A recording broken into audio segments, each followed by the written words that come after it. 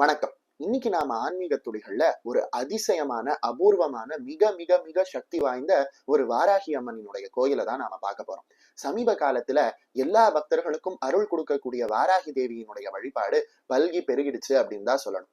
ஒரு காலத்துல சில பேர் மட்டுமே வழிபட்டு கொண்டிருந்த வாராகி தேவி அவங்களினுடைய அருளை மனதுல கொண்டு இப்ப பல பக்தர்களும் தன்னோட இஷ்ட தெய்வமாகவே வழிபடுறாங்க. அப்படிப்பட்ட வாராகி தேவிக்கு 1500 வருடங்கள் பழமையான ஒரு கோவில் நம்ம தமிழ்நாட்டுல திருமால்பூர், அதாவது அரக்கோணம் வட்டத்துல இருக்கக்கூடிய ஒரு சக்தி வாய்ந்த கோவிலை பத்தி நீங்க கேள்விப்பட்டிருக்கீங்களா? இந்த கோவிலை பற்றி உங்களுக்கு முழுசா தெரியணும் அப்படின்னாலும் இந்த கோவில்ல போய் எப்படி எப்படி அந்த அம்பிகை, அதாவது வாராகி தேவியை வழிபட்டா என்னென்ன நன்மைகள் கிடைக்கும் அப்படின்றது தெரியணும்னாலும் இந்த காணொலியை விடாம முழுசா பாருங்க. இது போல பல அரிய தகவல்களும் பல அதிசயமான கோயில்களும் உங்களுக்கு தெரியணும்னா நம்ம ஆன்மீக துளிகள் சேனலை சப்ஸ்கிரைப் பண்ணிட்டு தொடர்ந்து நாங்க பதிவேற்றம் செய்யக்கூடிய வீடியோவை பார்த்து எங்களுக்கு ஆதரவு கொடுங்க. வரீங்களா? இப்போ பள்ளூர் அப்படின்னு சொல்லப்படக்கூடிய ஊர்ல இருக்கக்கூடிய அதிசக்தி வாய்ந்த வாராகி தேவியினுடைய திருக்கோயிலை பார்க்கலாம். இந்த பள்ளூர்ல இருக்கக்கூடிய வாராகி தேவியினுடைய கோவிலானது 1500 வருடங்கள் பழமையான கோவில் அப்படின்னு சொல்லப்படுது. இந்த கோவில்ல, அதாவது இந்த ஊர்ல 1500 வருஷத்துக்கு முன்னாடி மந்திர காளியம்மன் அப்படின்னு சொல்லப்படக்கூடிய ஒரு காளியம்மன் தான் காவல் தெய்வமாக இந்த ஊரையே காப்பாற்றக்கூடிய தெய்வமாக இருந்தாங்களாம். ஆனா அந்த சமயத்துல ஒரு மந்திரவாதி, அதாவது துர்மந்திரவாதி தன்னோட மந்திர சக்தியினால அந்த மந்திர காளியம்மனை கட்டி போட்டுட்டானாம். அதனால ஊரே ரொம்ப படாத பாடுபட்டுதான். அது மட்டும் இல்லாம இந்த மந்திரவாதி ஊரை காப்பாற்றக்கூடிய எல்லை தெய்வமான காளி தேவியை கட்டி போட்டு விட்டு ஊர் மக்களுக்கும் இல்லாத தொந்தரவு கொடுத்துக்கிட்டு இருந்தாங்க. இவனோட தொல்லையில இருந்து எப்போ விடுபடலாம் அப்படின்னு மக்கள் எல்லாம் காத்துக்கிட்டு இருந்த போது ஒரு நாளைக்கு ஜோன்னு மழை பெஞ்சு ஆத்துல வெள்ளமா ஓடினதா. அந்த ஆத்துல ஓடின வெள்ளத்துல அதி அற்புதமான ஒரு அழகான வாராகி அம்மனினுடைய விக்கிரகமானது வந்தது. இந்த வாராகி அம்மனானவர் ஆற்றில் வந்தவர் இல்லையா? அவர்கள் என்ன கேட்கிறாங்க அப்படின்னா, இந்த ஊரினுடைய காவல் தெய்வமான மந்திரகாளி அம்மன் கிட்ட எனக்கு இந்த ஊர்ல தங்கறதுக்கு இடம் கொடு அப்படின்னு கேட்டாங்களாம். ஆனா அதுக்கு மந்திரகாளி அம்மன் சொன்னாங்க, என்னால இப்ப முடியாது.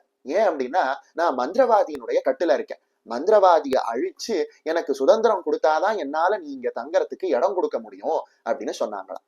அப்போ வாராகி அம்மன் சொன்னாங்களா, நான் கூடிய சீக்கிரமே அந்த மந்திரவாதியோட கட்டை உடைச்சு உன்னை காப்பாத்துறேன் அப்படின்னு வாக்கு கொடுத்தாங்க.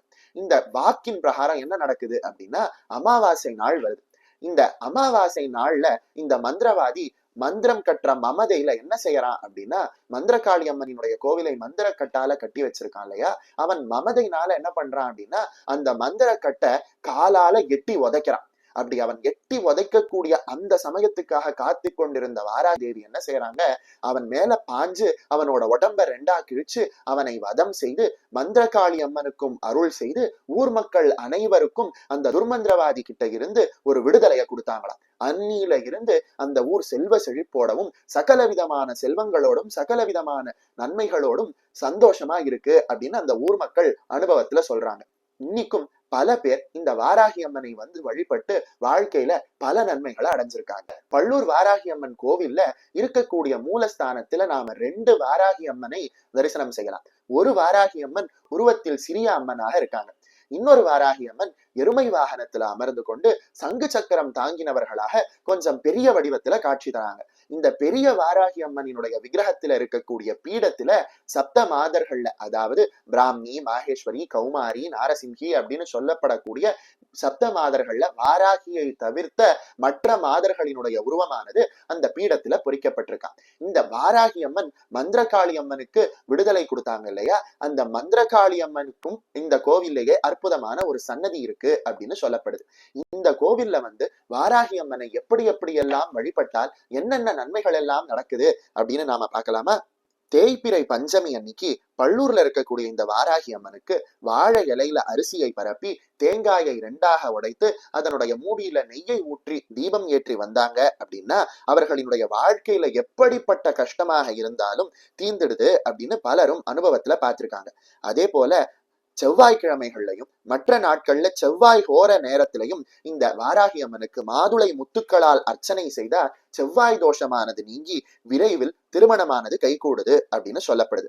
அதே போல இந்த வாராகி அம்மனுக்கு அபிஷேகம் செய்து சிகப்பு நிற துணியை உடுத்தி சிகப்பு அரளிப்பூக்களால் அர்ச்சனை செய்து வந்து சர்க்கரை பொங்கலை நிவேதனம் செய்து வழிபட்டோம் அப்படின்னா தொழிலில், அதாவது நம்முடைய உத்தியோகத்திலும் நாம செய்யக்கூடிய தொழிலும் நல்ல முன்னேற்றம் அடையுது அப்படின்னு பலரும் அனுபவத்துல பார்த்திருக்காங்க. அதே போல கருப்பு உளுந்துல வடை செய்து அந்த வடையை மாலையாக செய்து வாராகிக்கு நாம மாலையாக சாற்றும் போதும் கருப்பு உளுந்து வடையை நிவேதனம் செய்யும் பொழுதும் மன நோயானது நீங்குது அப்படின்னு சொல்லப்படுது. அதே போல பில்லி, சூனியம், ஏவல், பிசாசு போன்ற துஷ்ட சக்தியில் இருந்து விடுபடுவதற்கு கரி நாள்ல இளநீரால இந்த வாராகி தேவிக்கு அபிஷேகம் செய்து செவ்வரளி பூக்களால் அர்ச்சனை செய்து செம்மாதுளை முத்துக்களை நிவேதனம் செய்து வழிபடும் பொழுது துஷ்ட சக்திகள்ல இருந்து நாம விடுபட முடியுது. இப்படி வாராகி தேவியை, அதாவது இந்த பள்ளூர்ல இருக்கக்கூடிய வாராகி அம்மனை பலரும் பலவிதமாக வழிபட்டு தங்களோட வாழ்க்கையில இருக்கக்கூடிய பலவிதமான கஷ்டங்களும் தீர்ந்து சந்தோஷமாக இருக்காங்க. இது அத்தனைக்கும் காரணமாக இருக்கக்கூடியது இப்படி பக்தர்களுக்கு வரப்பிரசாதத்தை வாரி வாரி வழங்கக்கூடிய வாராகி தேவியினுடைய சன்னதியில அற்புதமான ஒரு ஸ்ரீசக்கர பிரதிஷ்டையும் இருக்கு அப்படிங்கிறது குறிப்பிடத்தக்க ஒரு விஷயமாக இருக்கு. அதனால அவசியம் நம்ம பள்ளூர் வாராகி தேவியை சென்று தரிசித்து நம்ம வாழ்க்கையில இருக்கக்கூடிய கஷ்டங்கள் எல்லாம் தீரணும் அப்படின்னு சொல்லி அந்த அம்பிகையை வழிபட்டு பலனடைந்த பல பக்தர்கள்ல ஒருவராக மாறி அந்த அம்பிகையினுடைய புகழை பாடுவோம்.